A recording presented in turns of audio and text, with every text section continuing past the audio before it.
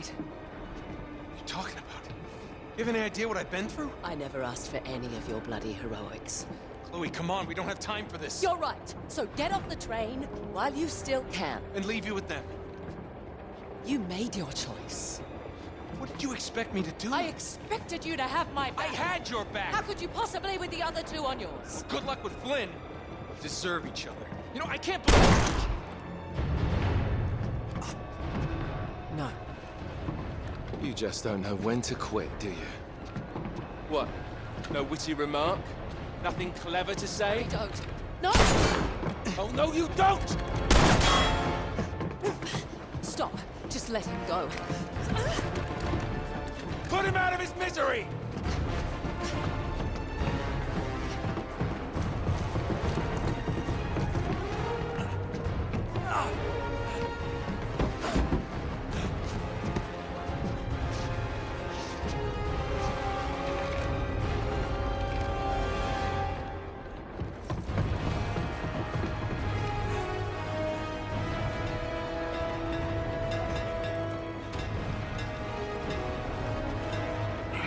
Nothing.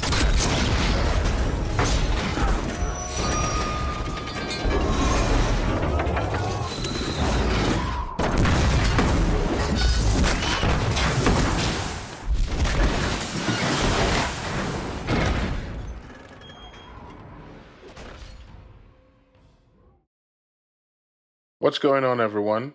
Welcome back to Time Compass. A quick heads up before we get into it. This video contains spoilers for both Uncharted 2 and Uncharted 4. If you haven't played either and plan to, maybe come back to this one after. You get a lot more out of it. I heard in a debate, someone argued that Uncharted 2 was undisputedly better than Uncharted 4, and my first instinct was to push back. Then I realized I couldn't actually remember the last time I'd played it. It came out of a conversation on the Roundtable podcast. They were doing a PlayStation Generations debate. Uncharted 4 came up as one of the defining games of the PlayStation 4 era, which, yeah, obviously.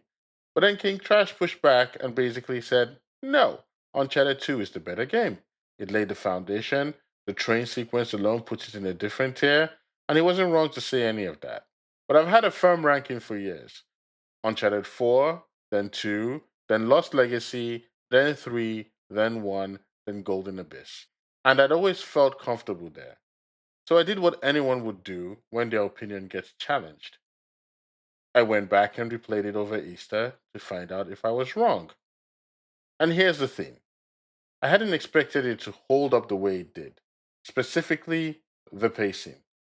I remembered Uncharted 2 being relentless, but actually playing it again, feeling that momentum in real time, chapter after chapter with barely a breath between them, it hit differently than I expected. That's when I knew this was worth a proper conversation. Not just a ranking I'd been carrying around from memory, but an actual comparison because these two games are great in completely different ways, and depending on what you value, a different one wins.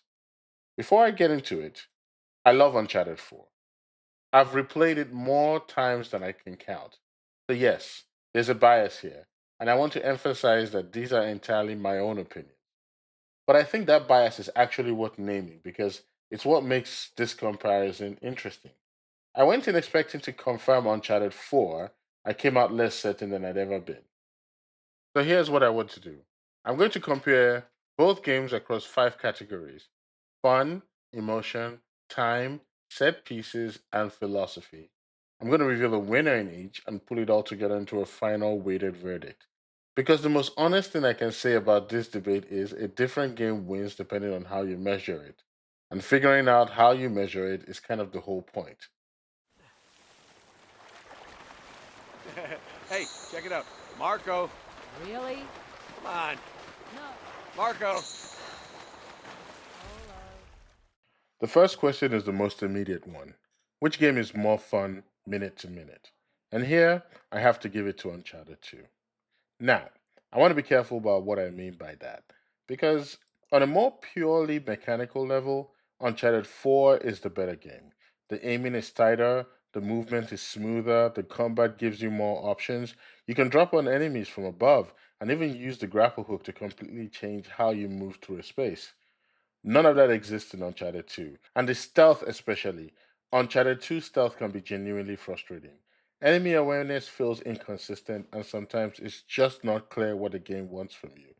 But here's the thing, even with that, Uncharted 2 never stops being playable. It has this relentless forward energy, helicopters, collapsing buildings, rooftop escapes, the sense that something bigger is always just around the corner.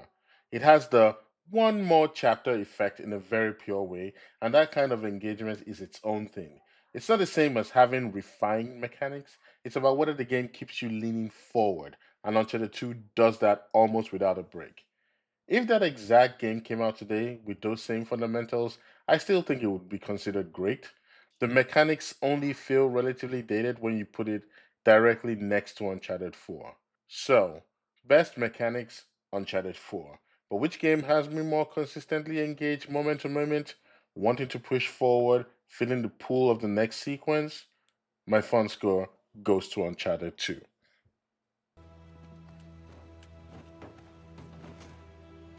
Next stop, New Devon.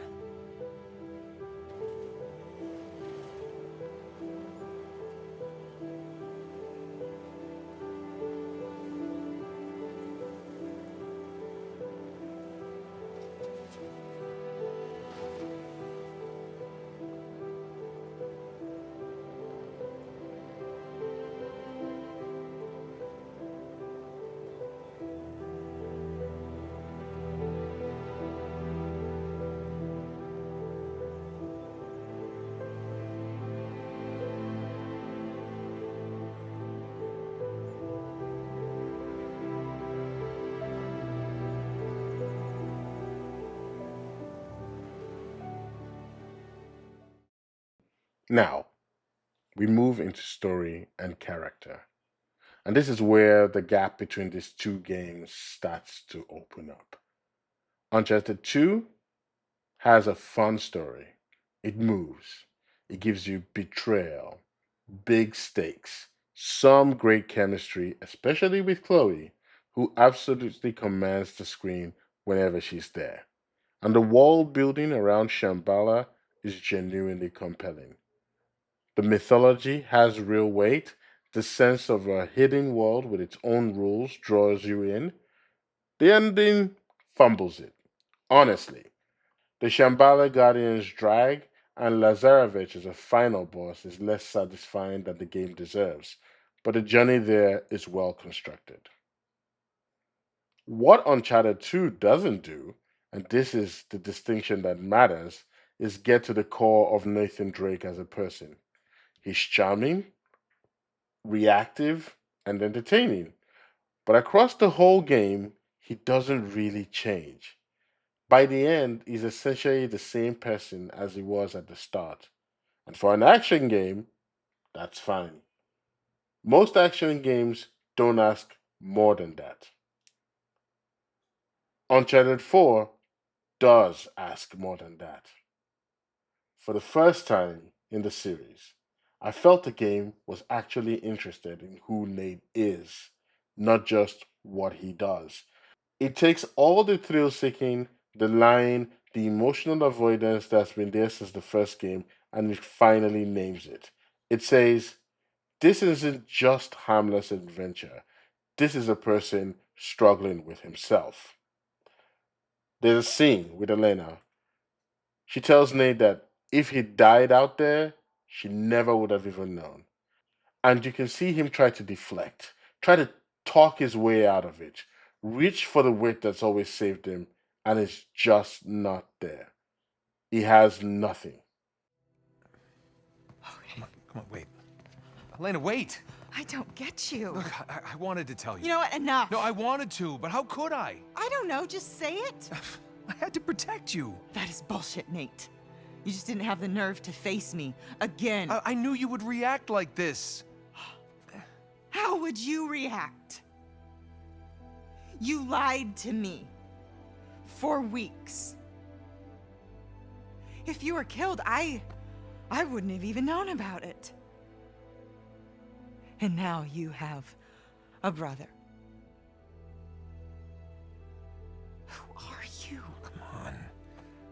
I'm me. Come on, it's me. It's different this time. I have to save him. I don't even care about the treasure. The look on your face when you walked into this room.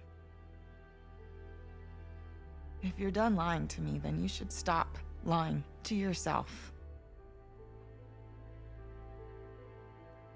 I got a plane to catch.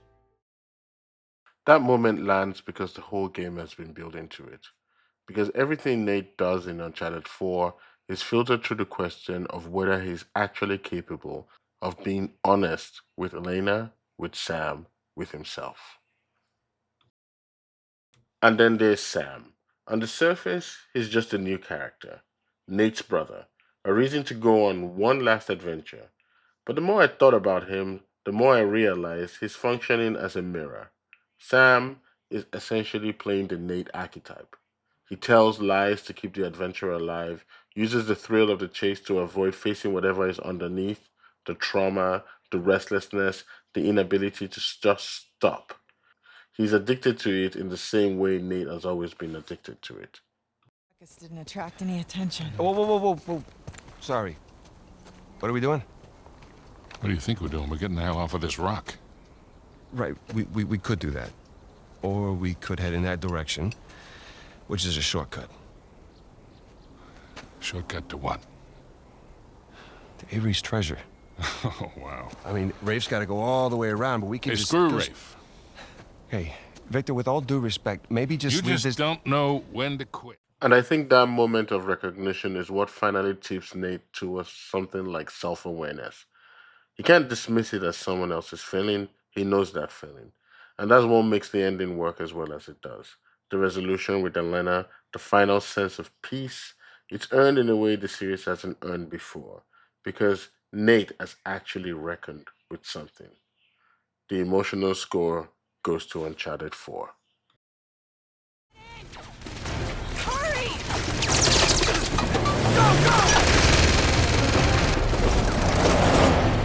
So, you got a plan C? Yeah, floor it. What? I'm getting on that train. What are you, crazy? Just get me close enough to jump. Guess that answers that question. Step on it!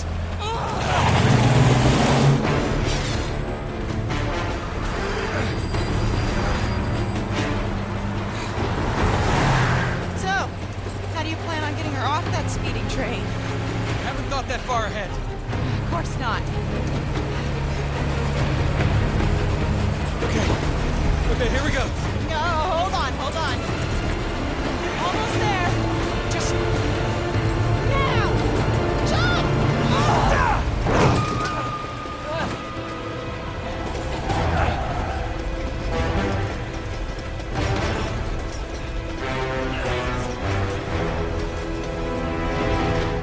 Time is something that matters a lot to me. Which game respects your time? And here, Uncharted 2 takes it back.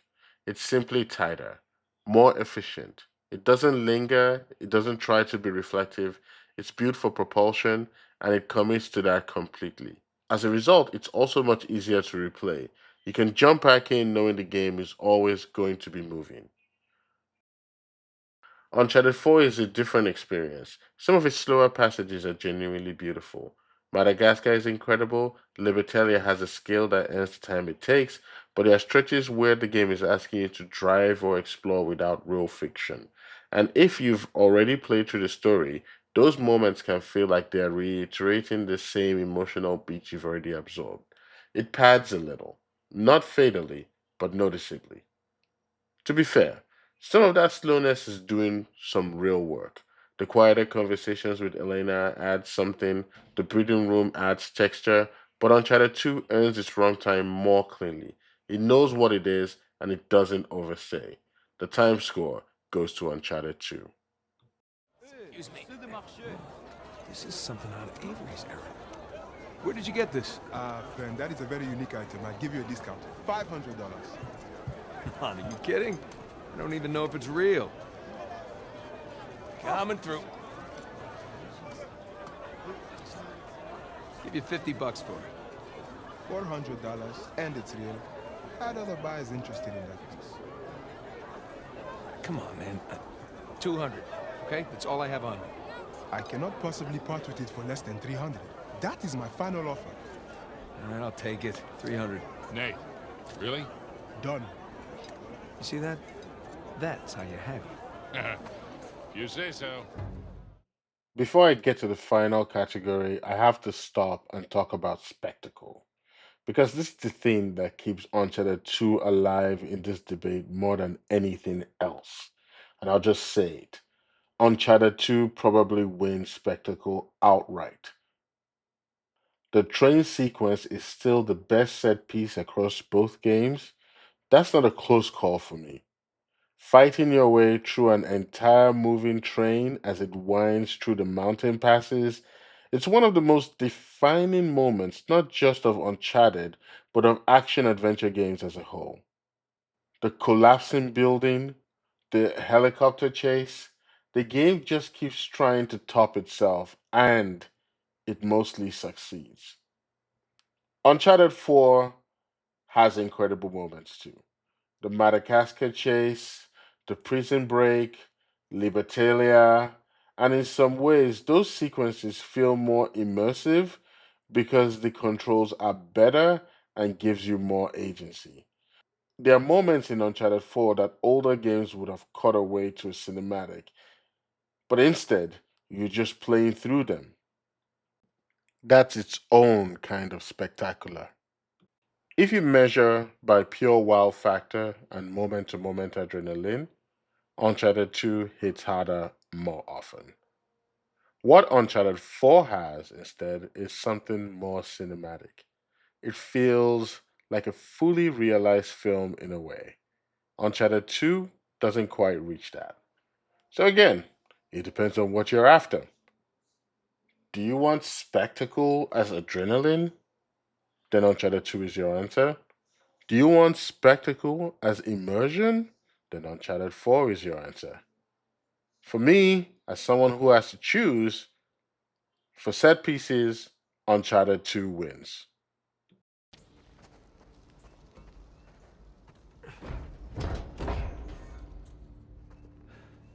Keyhole?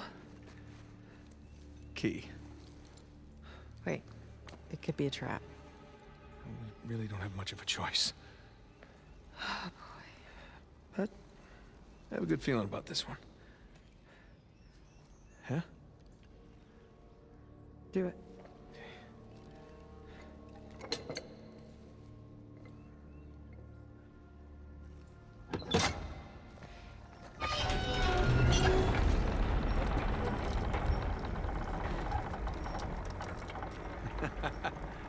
You see?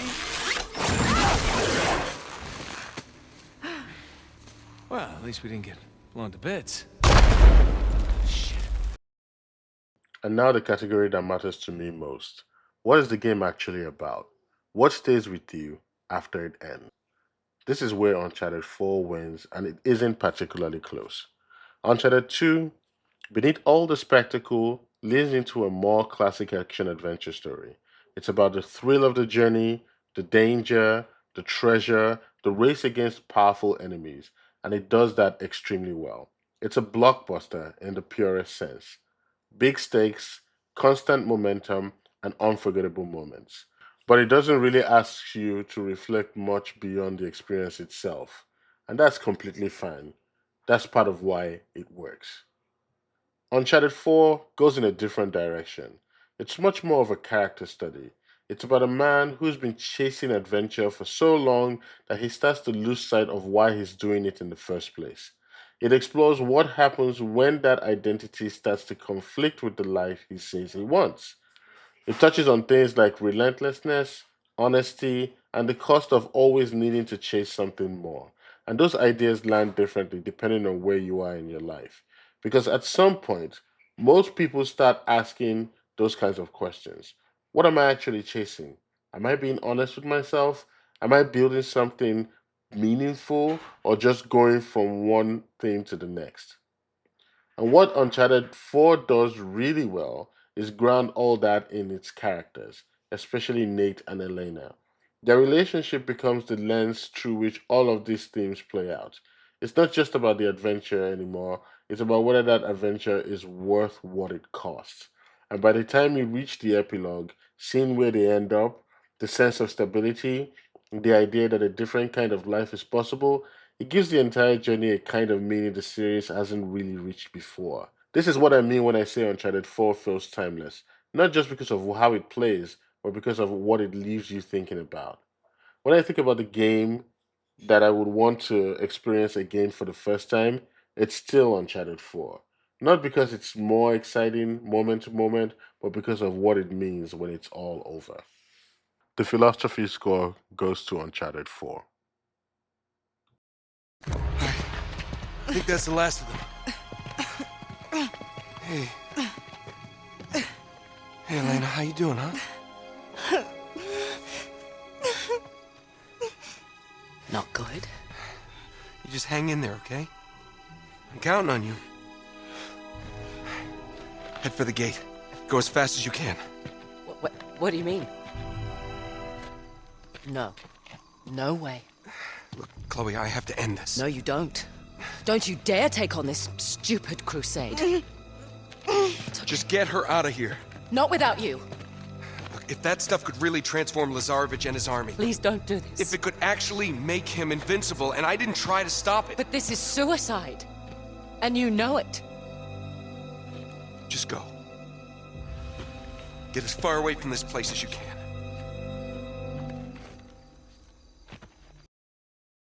So where does that leave us? Fun, Uncharted 2. Story, Uncharted 4. Time, Uncharted 2. Philosophy goes to Uncharted 4. And in the set pieces, it goes to Uncharted 2. 3 categories to 2. And if you're counting raw wins, Uncharted 2 takes it. But not all categories carry equal weight. What I value most in the story, whether it's film or game, is character, emotional truth, and theme. The sense that something is being said, not just shown. And by those measures, Uncharted 4 wins this comparison for me. Narrowly, but clearly. What genuinely surprised me, though, was how close it got. Going back into Uncharted 2 with fresh eyes, I expected to confirm what I already believed. Instead, I came away with a deeper respect for what the game does, how confidently it commits to momentum, how well it sustains excitement, and how strong that spectacle still feels today. And I think the most honest thing I can say is this.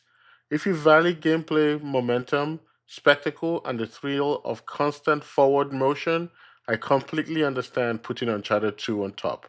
That's not a wrong answer. It's just a different way of measuring the experience. For me, though, my final weighted score goes to Uncharted 4. Very narrow win. So, back to where this started. Do I agree with KingThrash? More than I did before? Yeah. He was right that Uncharted 2 can stand toe to toe with Uncharted 4. He was right about how important it is to the series. And after replaying it, I have more respect for it than I ever did. It's a real argument. But for me, and for what I tend to value in stories, Uncharted 4 still comes out on top. Just not by the landslide I once thought. I really want to hear from you. What matters more to you? Fun in the moment or meaning that lasts? And if you've played both, let me know which one you've got on top and why. And if this kind of breakdown is your thing, check out Movie Mistral, where we put IMDb's top 250 films on trial and argue where they actually belong. Same kind of debate, just for movies. One game pulls you forward every second you play it, the other stays with you long after it's over. And which one you choose probably says more about you than the game is itself. Thanks for watching. Catch you in the next one.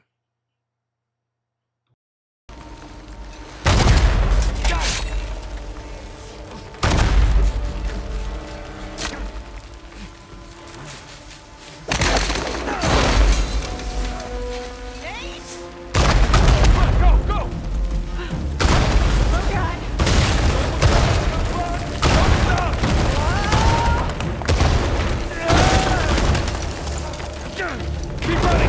Right behind you!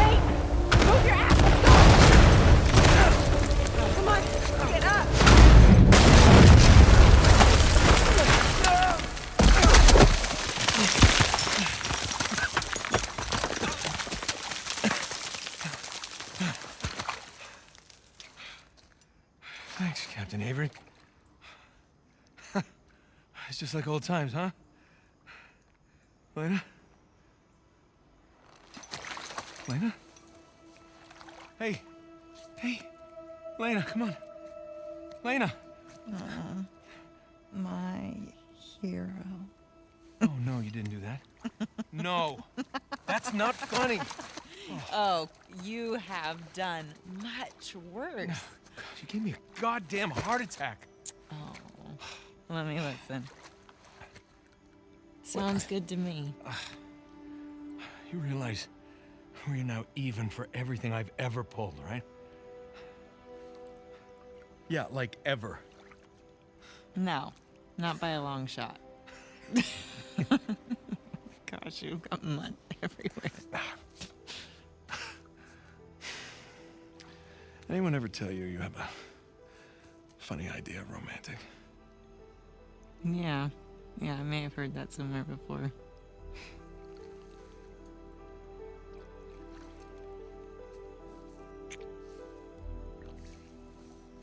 Good talk. Good talk.